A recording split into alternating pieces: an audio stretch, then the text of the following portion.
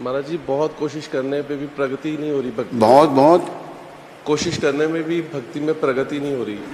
अच्छा, देखो ऐसा है कि अभी कितना टाइम हुआ आपने भक्ति शुरू की है? लगभग 1.5-2 साल हो चुके। 1.5-2 साल ही हुए ना। जीवन लग जाता है पूरा। धीरज रखो, लगन पक्की करो, जी महाराज। प्रगति होगी। थोड़ी कमी है ना कहीं कमी है, कोई कर्म है इस जन्म के पूर्व जन्म के, वो बीच में आ रहे हैं, पर लगे रहना है। प्रभुपाद कहते थे ये जो मार्ग है एज श्योर एज डेथ, जब मृत्यु निश्चित है ना, ये जो मार्ग जो प्रभुपाद जी ने दिया है पक्का है। कमी हम में है, नहीं हो रही, कहीं कमी है, अपनी कमियों की ओर ध्यान दो। ये जो मेरे में कमी, इनको निकालना है, भगवान से और जप पर जोर दो। जप जितना ज्यादा करोगे ना उतनी शुद्धि होना शुरू हो जाएगी। इतना जप कर कि हद कर दे कि यमराज भी अपना खाता रद्द कर दे, वो थोड़ा जप पे जोर दो। वैसे तो 64 माला का विधान है और कई हमारे आचार्य 192 माला रोज करते थे। मुसलमान एक हमारे आचार्य हुए हरिदास ठाकुर, वो 22 घंटे नाम जपते थे।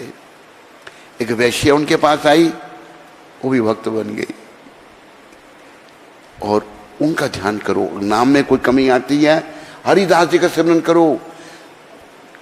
जय जय जय हरिदास, नाम मेरा महिमा जय करीला प्रकाश। हरिदास जी का सिमरन करो कि हमें भक्ति दो, नाम प्रेम दो। समझाइए आपको? हरे कृष्ण। हिम्मत रखो। 1.5-2 साल ही हुए तो हम तो भाई जीवन से लगे हुए हैं, बचपन से लगे हुए हैं इस मार्ग में। सदगुरु मिले हमको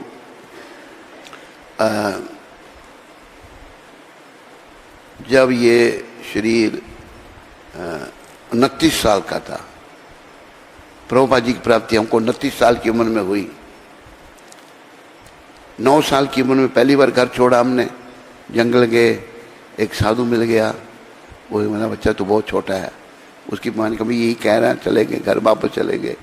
फिर वृंदावन चले गए भागकर 17-18 साल की अवस्था में। वो भी पखंडी था, घर वाले आके ले गए। तो मैंने कहा ये बेकार आदमी है। तो फिर भगवान से प्रार्थना, घर में मन नहीं लगता था। घर वालों ने शादी रचा दी। मैंने कहा तू बर्बादी है, जिसने शादी की वो बर्बादी है बेचारा। शादी वालों के लिए कहा है तू जिंदगी में हरदम रोता ही रहेगा। जिन्हें गृहस्थ रोते ही रहते हैं बेचारे है, गृहस्थी प्राय रोते देखे। क्यों जी? क्या की ना कि देवगन जी में ठीक कह रहे हैं? गलत नहीं? घर वाली बैठी है तो थे नहीं है, बोल दी क्यों तुम? कृष्ण आश्रम तो उन्हें कितना लगता? ठीक है, थोड़े लिए ठीक होएगा, पर कई लिए ठीक नहीं है।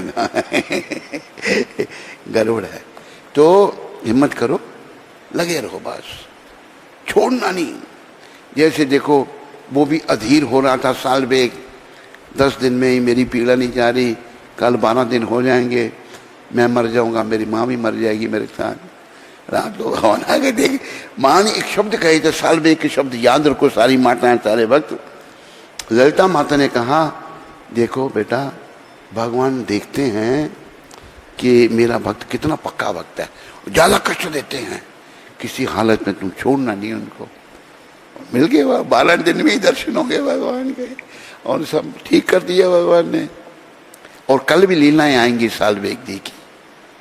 आज भी उनकी समाधि है, और रथ यात्रा जब जाती है ना जगन्नाथ जी की, साल बेग की समाधि पर रुकती है, वहां पर साल बेग पर कृपा करने।